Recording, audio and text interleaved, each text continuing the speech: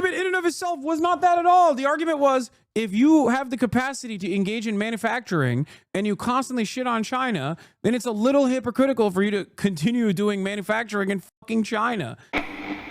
Karl Marx, I got a fucking lot to say about that dipshit. Mao was a dumb bitch. What the fuck did he do? Actually, he did a lot. He helped China a lot, but at what cost? It's just kind of funny that he's wearing a Teddy Fresh t-shirt that is made in a Chinese manufacturing facility while also actively shitting on China regularly, and even Mao. Without Mao, there is no Teddy Fresh, okay? That should be, oh my God. Oh my God, that's the new song. This is, what's the song? Without Mao, there is no modern China. Without the Communist Party, there would be no new China. But instead, without the Communist Party, there would be no Teddy Fresh. That's what they should be singing.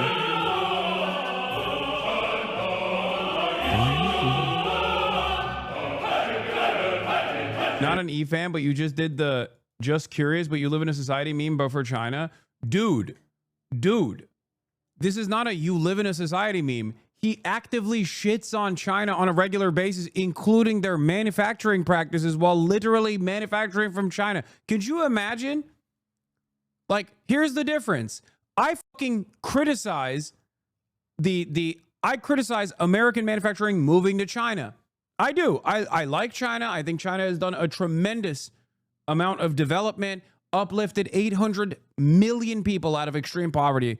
That is incredible. That is an incredibly impressive feat. Part of that was because of the endless profit-seeking attitude of capital owners here in the United States of America. I can recognize that. But what do?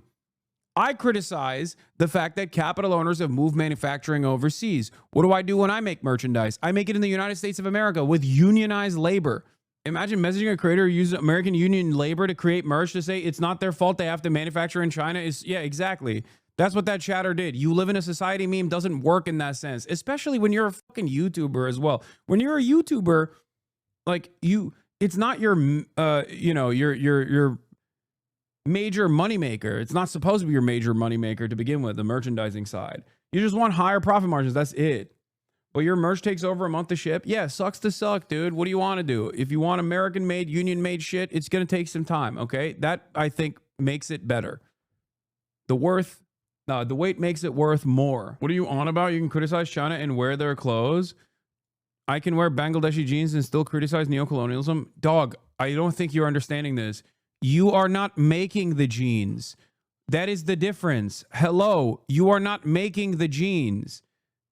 You are not making the jeans. If you were like, oh man, neocolonialism is really fucked up, and then you turned around and manufactured jeans as a jeans provider from a manufacturing hub in Bangladesh that uses child labor, then yeah, it would be a little hypocritical. Here, let me reverse the roles for you. Okay? If I, for example, oh, this guy's Mao was an upper class sociopath who hated the peasants and the workers and used them as if they were disposable. Okay, there's the truth. There it is. There we go. Thank you for not letting me go down this route and openly revealing what your position was on the matter. Yeah, you just don't like Mao. Got it. Okay, fine. That's fine. That's okay. But if we're having a conversation around, like, hypocrisy, not perceived hypocrisy, but like actual hypocrisy, imagine if I, for example, socialist Hasan, hasanthehun, was manufacturing in China. How would that make you feel? Mao was not a socialist or a communist. He was a feudal elite defending feudalism. There is 0% chance I have a 41-month subscriber that is unironically saying this. I'm making fun of the chat. Oh, thank God. I was about to say, that's the one thing that, like, there are plenty of valid and warranted criticisms about Mao or the Cultural Revolution or Chinese development, okay? Even with looking at where China is now as opposed to where it was, right? There's going to be a lot of pain and a lot of struggle along the way, and there certainly was. But to say that, he's secretly pro-feudalism is hilarious. That's the one thing you can't say. As a matter of fact, Part of the reason why China is at the place that it's at is because he was not that. And it played a major role in him gaining popularity and turning people to his side, because the peasant class was desperate for changes and did not want fucking landlords to exchange hands from one colonial rulership to the nationalist party. Anyway, but that's besides the point. Do not worry if others do not understand you, but worry if you do not understand them. Americans are so delusional about China, and I'm starting to see the benefits of that ignorance. Okay, Top G. Right now, that's where you found out America's beneficial ignorance. Yeah, right. Because China is currently classless. There's no establishment, and they don't have servants. They treat like shit. Fantastic. Yes, China did not magically become a socialist utopia overnight, nor a communist one. I know. I'm not American. I'm from a real place. Okay, you are exhibiting the same American-style brain rot in this regard, especially because you need to adjust your expectations. I have plenty of criticism of China as well. Okay, but the reality of the matter is, I don't have any fucking motion in terms of developing real existing socialism. So I'm not going to sit around and be like, well, there's a magical utopian socialism out there that could have magically happened overnight, and it's really fucked up that it hasn't happened yet. You know, I am going to continue maintaining a healthy dose of skepticism towards all states. Having said that, but you skip over those criticisms of China when it's convenient? No, I skip over those criticisms of China when it's a normal conversation to have. I do speak about those criticisms of China. You just want me to constantly go, Chinese, Tiananmen Square, development, Xinjiang is good, fucking, I don't know, mass surveillance, social credit. Like, that's what you want me to do. You want me to slam those terms in place every single time. Like, if I were to talk about the American Revolution, for example, you would be like, why aren't you talking about how there were slave owners? Well, Washington owned slaves' teeth. Washington owned slaves' teeth. Tofu concrete, go cities. Yeah, exactly. Henry Kissinger, nukes, NSA mass surveillance, Kent State, University Church, Kent State Uni, Church of Scientology, David Miscavige, Occupy Wall Street, May 4th, 1970 massacre, May 13th, 1985 move bombing, Red Summer, 1919, House Un-American Activities Committees, Trail of Tears, Jim Crow segregation, Japanese internment camps. Like, you want me to just like fucking every time I talk about America, if you don't expect me to say all of those things in unison, then every time I talk about China, why the fuck would I say all of those other things in unison? Yeah, but it makes you look like a simp who lacks nuance. No, it doesn't. Because no, it doesn't. And here's why it doesn't. Because I don't fucking mention all of America's war crimes every single time I talk about America, because that would be fucking insane. Just as mentioning all of the shit that China has done, both historically and also continues to do, would be ridiculous every time I talk about China. It's like every country, okay? It's like the expectation is when I say, I love that the United Kingdom has a nationalized healthcare system, and motherfuckers chime in and they're like, they had 13 colonies. Think about all the death and destruction and famine in India. What the fuck are you saying? You know what I mean? Or if I'm like, or if I talk about like even Churchill, right? Like or FDR in the context of like what they did during World War II, which I think was incredibly beneficial for mankind, right? Defeating the Nazis. Very good. Very cool. Same with Stalin. The expectation whenever I talk about Stalin in World War II is that I talk about gulags, paranoia, mass famine.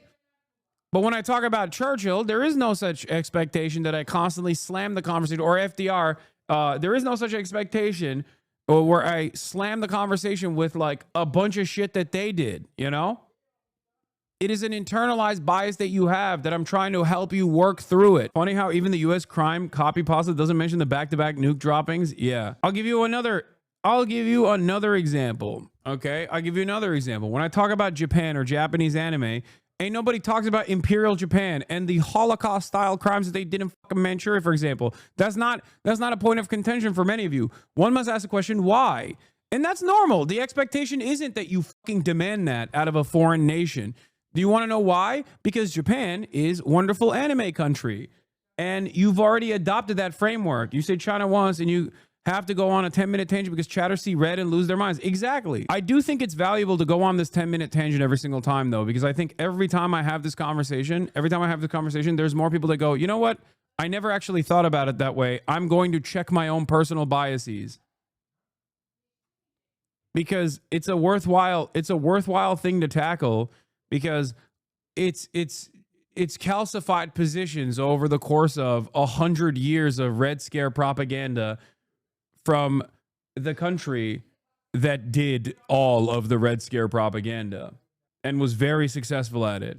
So I think it's important for Americans to develop a different perspective on it. You know, I was literally just thinking, I've never thought about it that way. Yeah. Lol, not exactly. You went on a 10-minute tangent. I made a pretty valid criticism. Then you made up a straw man that you got mad at for 10 minutes. You're just projecting a character you've come across before onto the argument I'm making. You're not addressing what I'm saying. This stemmed from you saying someone shouldn't criticize China if they wear Chinese clothes. Should in fact thank Mao when it's actually only Deng that they have to thank, reversing Mao's narcissistic sociopathy. Oh, I love Dengists, dude. Without Mao, there is no Deng. Okay? Without Mao, there is no Deng. And without either of them, there is no Xi Jinping either. That's it. Notice how you understand certain evolutions of Chinese thought and Chinese policies and respect it, but not others. Perhaps it is not the individuals that you should be focusing on. Please explain to me the genius between a great leap forward. I don't even disagree with you on that. And the argument wasn't even that at all. The argument wasn't even that. The argument in and of itself was not that at all. The argument was, if you have the capacity to engage in manufacturing and you constantly shit on China, then it's a little hypocritical for you to continue doing manufacturing in fucking China. That was my argument. Are you trying to tell me that Ethan is actually a Dengist? Is that what you're saying? Ethan is ideologically a Dengist, and that's why it's perfectly valid for him to be manufacturing in China, even though he still shits on China all the goddamn time. No, it's a little hypocritical. It's the same as what all these conservatives say. What do all these fucking conservatives say? They're like, you want to make cheap Chinese goods. You just want cheap Chinese goods. And then you look at their fucking website. You just go click on their website, and all of their shit is made in China. Do you see what I'm saying? If you can comprehend that those guys are being silly and hypocritical, why can't you see that for someone that you think is closer to your worldview, like Ethan? That was the original point of contention. Why do leftists defend Stalin? Genuinely asking in good faith? Because it was an attempt at developing a socialist. It was a moderately, not even moderately, it was a fairly successful attempt at developing a socialist nation state, or federation of socialist nation states.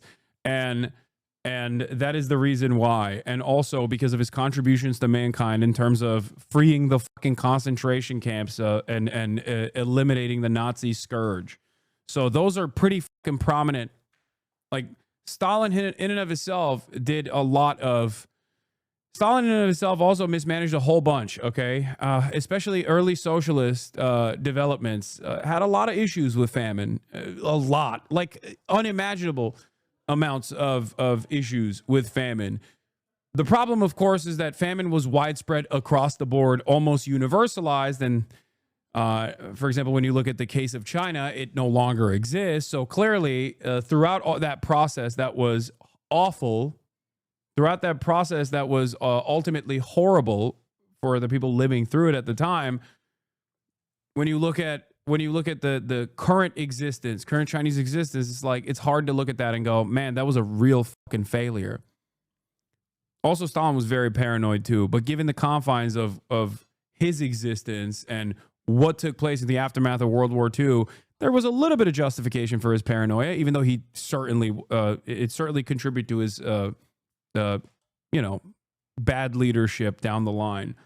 But look at what happened to the USSR after. There's just so many things I can say about this, okay? And that's besides the point. We're not doing a assessment or an autopsy of what went wrong in the fucking USSR. It's not even like people go out of their ways to praise Stalin. It's simply a reaction to a century of propaganda against him when the Allies committed even worse war crimes. They got the image of heroes. Like I said, I guess if I were to steel man the argument, if Chiang Kai-shek had won the Civil War, then China would still have a textile industry exploited by the Western world without Mao's help, building up Chinese workers on a similar trajectory as India, maybe? Yes. 100%. That's actually a pretty solid steel man of the argument. If the nationalists had won in China, China would be probably significantly more divided, ironically enough, but also simultaneously, they would not have the prosperity that you see in China right now, which would be incredibly beneficial for American capital owners. It would be a nation state of a billion plus peasants that are still illiterate to this day. And remember, this has nothing to do with culture, okay? This is at the heart of my advocacy, which is that people are not culturally a certain way. It's all about their material conditions. Are you expected to mention all their crimes when speaking about any institution, or is it a double standard for U.S. foreign adversaries? No, of course, that's the point. That was the argument that I was making. The expectation is never to mention every single fucking war crime that America is engaged in. The expectation when talking about a foreign ally is not all of the war crimes that foreign allies have engaged in or the existing issues within their governance. And that is because it's a solid way to shut off the conversation.